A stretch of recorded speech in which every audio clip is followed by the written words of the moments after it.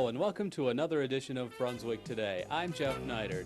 Now, as you may know, the week of October 25th was designated as Volunteer Safety Forces Week here in Brunswick, and a ceremony was held to honor some of our volunteer safety forces. Let's take a look at some of the action that went on that evening. Good evening. I think tonight is a very, very special night because this is something that the city has never ever done before. It's a night to honor our volunteers, our emergency squads, our auxiliary police, and all of the volunteers that work together to help make our community what it is.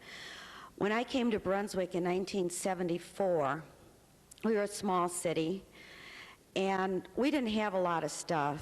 We didn't have a lot of equipment. We didn't have a lot of fire equipment to use or emergency trucks or anything. But one thing we did have, and that's volunteers. And they kept us going when we needed it, when we were growing, when we didn't quite have funds for everything, until we accumulated it all to be able to be where we are today. And on behalf of the city, first of all, I want to say a big thank you to all of you for being there for all the years that we have been a city. I'd like to introduce council tonight. We have Carla Broadfuhrer there, sitting all behind, Rich Boring at large, Dale Strasser, and wonderful, wonderful person, Betty Toller. She's our clerk. She makes everything possible, and she makes us look good when we don't, and she makes sure we have the right things to say at the right times and gets us all to our places and committee meetings and everything we have to be at the right time. And you can't, she's not just a clerk. I'd say she's a volunteer to make sure the city works straight, too. She's not that good. No, she is really wonderful. She's really a great person to work with. And we have Kathy Malinak, who, as you know, was the start of this thought to say hello to all our volunteers and say thank you. She said her husband, who is a full-time fireman for the city of Cleveland, said, why don't we say thank you to everyone who makes our city run in such a nice way and keeps it going in a nice, easy way so we know we're all taken care of. And then we have George Starsky, Councilman Ward 4. And we have some absent councilmen. Is there anything you'd like to say, Kathy?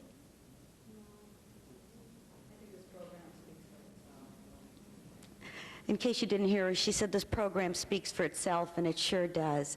And it is really, tonight also we're doing something we've never ever done before.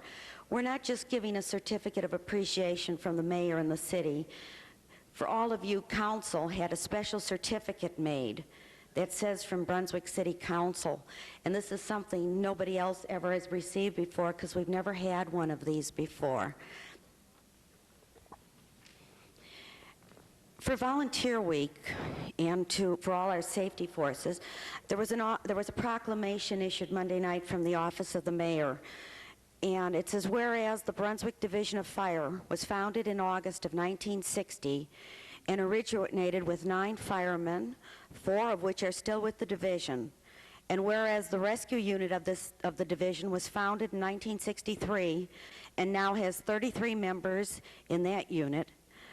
And whereas the division aids civic organizations, schools, and tours with tours and safety lectures, and whereas the position of part-time patrolman in the Division of Police originated in 1968, and whereas it is necessary they complete 300 hours of basic training, which is the same as required of a full-time patrolman, and whereas part-time patrolmen perform the duties of bailiff at Mayor's Court and drive with and assist on-duty patrolmen, and whereas both firemen and part-time patrolmen volunteer their services in addition to their full-time work and caring for the needs of their family, and whereas the citizens of Brunswick are grateful for the time and concern shown by both groups.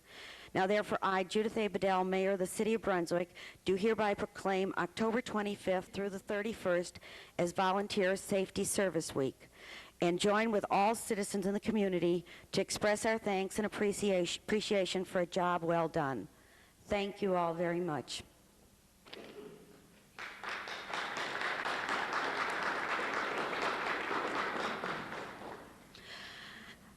I'd now like to give out the certificates, and we have some very, very special plaques and certificates tonight, too.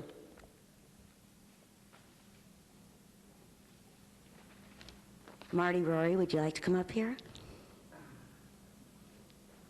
See, I told you should come to the front of the room when you came in. In appreciation to Fire Chief Marty Ruhe for 27 years of dedicated service to the citizens of Brunswick, we'd like to present you with this plaque and say thank you very, very much. Thank you.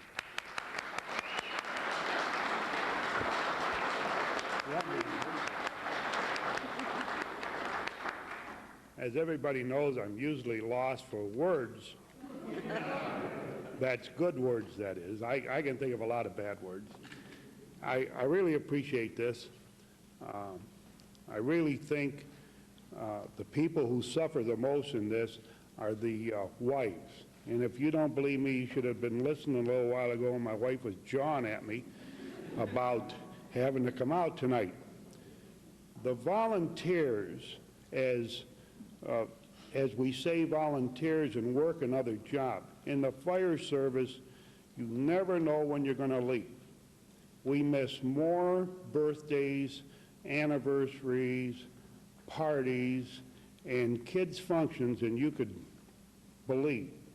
Now, some of the guys are young and they haven't got there yet.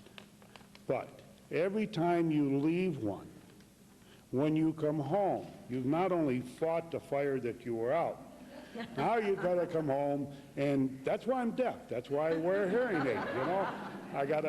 But I can turn it off. You can really turn it down.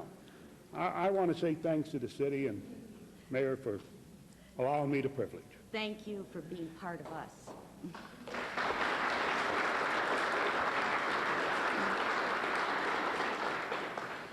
I'm one of these who believes in following the program, and of course I didn't open the program, so I'm not following it. Greg Crane, would you like to come up here and help give out the awards? And we expect a speech from you. No, it says so right here. You didn't get my copy, did you? It says welcome, so welcome. No, really, I would really like to thank you folks also. I've had the opportunity to work with many of you for the 13 years that I've been with the city. Not all of you for the whole 13 years, but many of you. And on behalf of the city, we owe you a lot of thanks and a lot of gratitude. On behalf of myself personally, for working with me and helping me and do my job, I really appreciate it. And when I thank you for the city, you people are really the city. You make up the backbone of the city. It's people like you.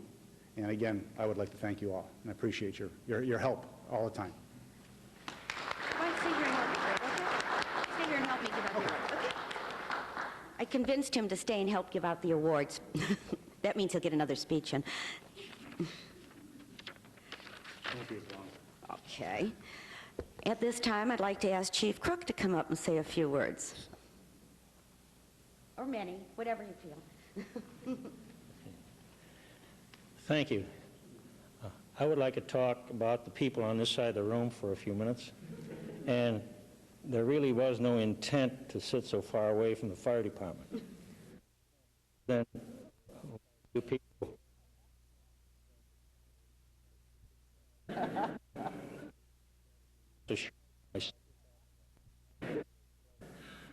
No, it just happened that way. But the part-time police, I feel, is the best darn bargain the city has. Year after year, they quietly go about helping the police department and helping make the city a little safer without any recognition till now, and for the fabulous pay of $1 a year. We on the department really appreciate it. Even the ones that complain about you deep down appreciate it. I'm sure they do. I would like to, at this time, say something about the past, what used to be the auxiliary police. Over the years, we've had a lot of them come and go, and their families suffered, they suffered, but I want them to know, wherever they are, that we still remember them and we still appreciate their work like we appreciate yours. And no offense, you guys, but it took a woman to get this thing where it is right now, you know?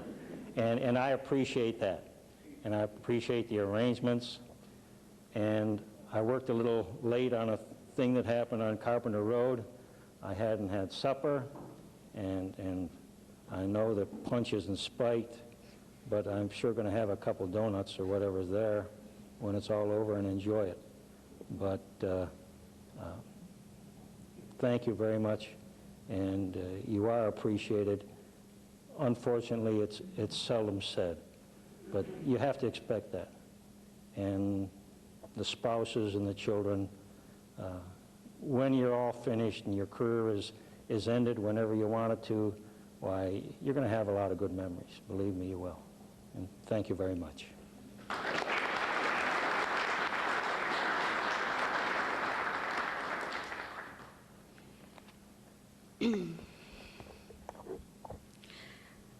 I guess we say thank you again to all of you. Okay, ready, Greg?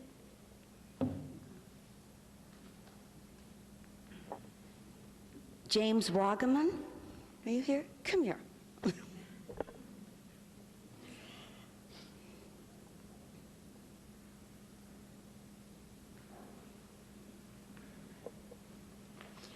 Jim, on behalf of the city of Brunswick, in appreciation to the Assistant Chief for 27 years of dedicated service to the community, from all of us, we say thank you. All I got to say is that Judy said something, we've come a long way, but you ain't seen nothing yet. Good.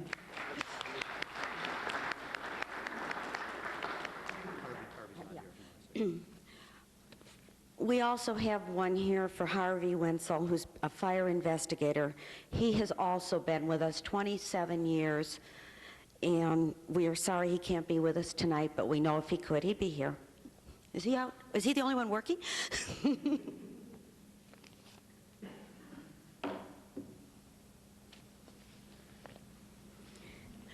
Emil Bucky.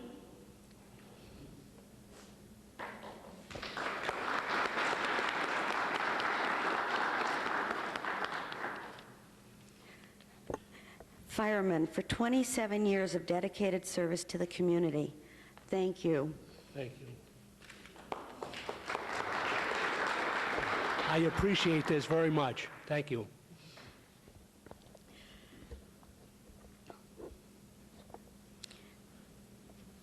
Which one? These are the fire department. Okay. You want to? Okay. We are now going to give out the certificates of appreciation, both from the mayor and the city and from council. We have one, Chief Marty Burton. Rue, you might come up here again.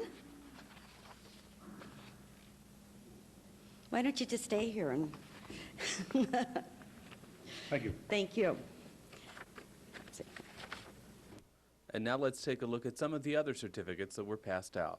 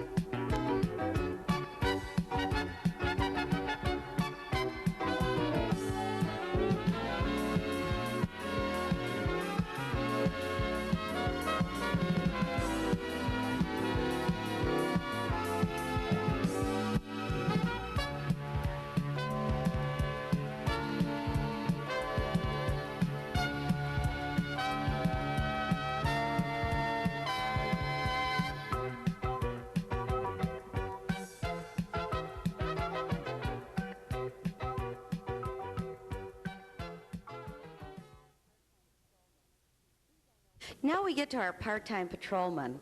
These I know much better. I know all these people. I work with them every Tuesday night. They tell me when I'm wrong. They tell me when I'm wrong. And then they tell me how to correct when I'm wrong. But it's always done in a nice way, and I've gotten to know them all very well, and I cannot think of a nicer group of people to work with every week. And they keep the courts running very smoothly. They always show up. They're always there. They spend working extra hours if, time-wise, if we have prisoners who can't make the bail and they have to take them back into Medina. There have been times they've even had to stay later when Medina didn't want prisoners we were sending back and they couldn't convince Medina to keep them. But they always seem to find some place to get rid of them or something.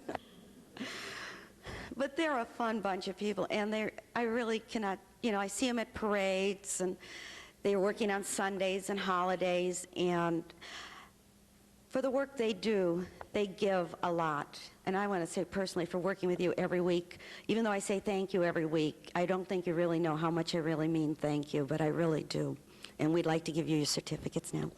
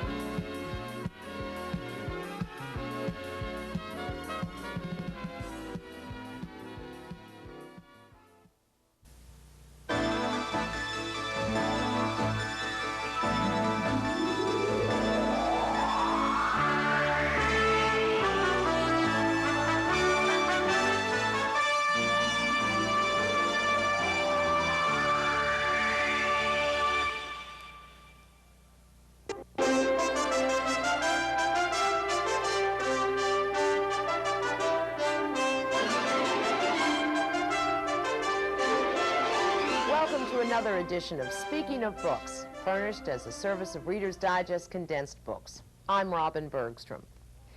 The name of the English writer Jack Higgins first appeared on American bestseller lists as the author of the World War II thriller The Eagle Has Landed. That book, which also became a hit motion picture, established Jack Higgins as a master of taut, riveting suspense.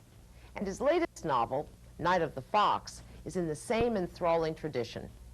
Set on the German-occupied Channel Island of Jersey in 1944, a few weeks before D-Day, it's a hair-raising story of bluff and counter-bluff, as an English agent, disguised as a Nazi SS officer, designs a daring plan to make sure the Allied invasion plans remain a secret.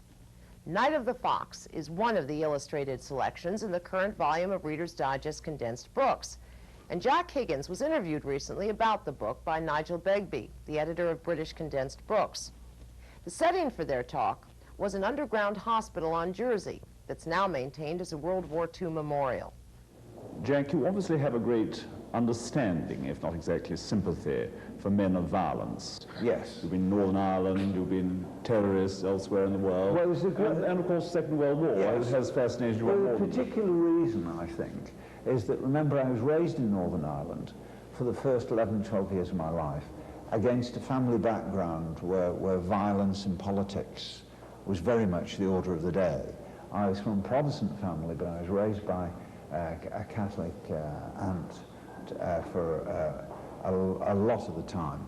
And this meant that I had relatives on both sides of that Irish political struggle, and I was used to violence. I mean, I think I was about 7 years old when I ran out of a cinema holding my grandfather's hand when a bomb went off in the foyer. So one was raised to violence, and maybe to a certain degree that marked me a bit. It wasn't that I take part in it personally, but I understood it, I'd seen it in a voyeur sense, and rather more than that, one had relatives involved. I mean, that then led, I think, on to the fact that I came over to England as a boy during the Second World War, and although I was only a youngster, one must remember that, for example, I went through the Blitz like a lot of people did. I crouched in the cellar, bombs fell, and so one was aware of that kind of thing. It perhaps marked one again. Jack, of course, the war story of yours that I always remember, and I'm sure a lot of other people remember as well, was The Eagle Has Landed. It was a tremendous bestseller all around the world. Now, some years later, you have produced Night of the Fox, another war story, and it is, if anything, even more successful. How do you explain this double coup? It's very, very interesting. This should have happened because, in fact, there's no question about it that I've often found when talking to people, sometimes publishers and people in the business, that they will say, oh, well, you know, if you've done successful books about the Second World War, and people tend to think you're repeating yourself, rather. I felt there was something different about Jersey because it hadn't been done. And sure, it was the Second World War again, but this rather fascinating aspect of it, which was this piece of Britain occupied by the Nazis. That gives it the difference. Maybe various aspects of the story have been treated before, but the actual freshness would be this rather fascinating background. Now, having lived in the place for a decade, obviously one soaked a great deal of that up until in the end you feel the island, because what you want is a feel of the place. Now this is Robin Bergstrom saying goodbye for this edition of Speaking of Books, furnished by Reader's Digest Condensed Books. Hope you'll join us again for our next report on books you'll want to read and remember.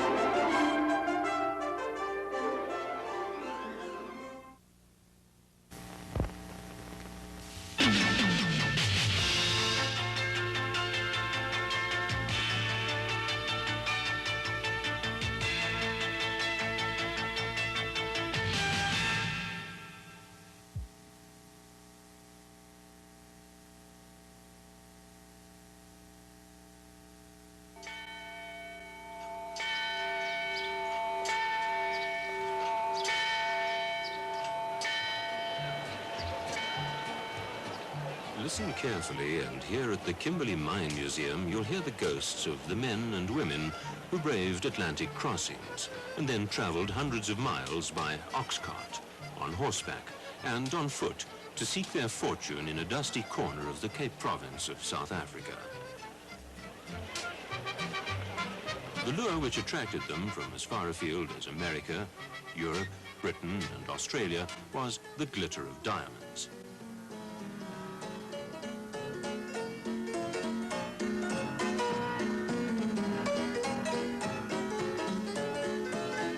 Those who struck it lucky on their 40-square-foot claim and resisted the temptations of the flesh became fabulously wealthy. Men were seen lighting cigars with banknotes, while the women bathed in French champagne. All their heart's desires were imported over the same tortuous route the diggers had followed.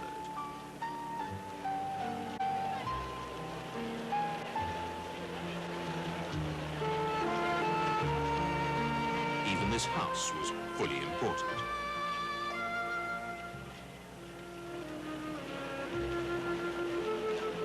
Some, of course, lived the good life a little too fully. Along with the thousands of miners came the need for food, clothing, boots, equipment.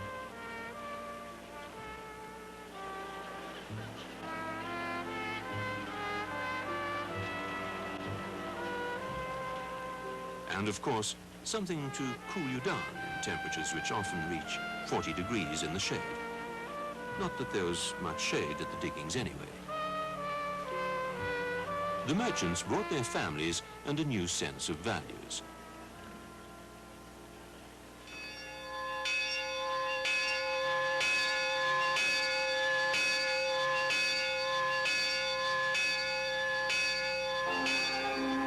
The first church was built in 1875, signaling the transition from a tent settlement to a permanent city.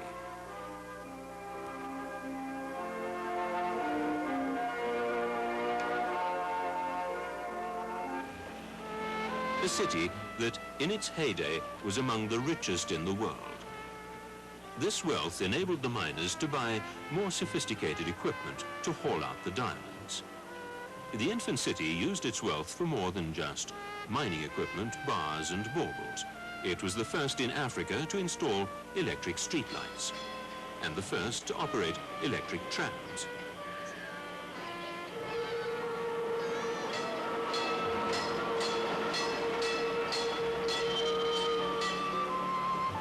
The trams are still running, but today they take you for an all too short journey into Kimberley's rough and exciting beginnings.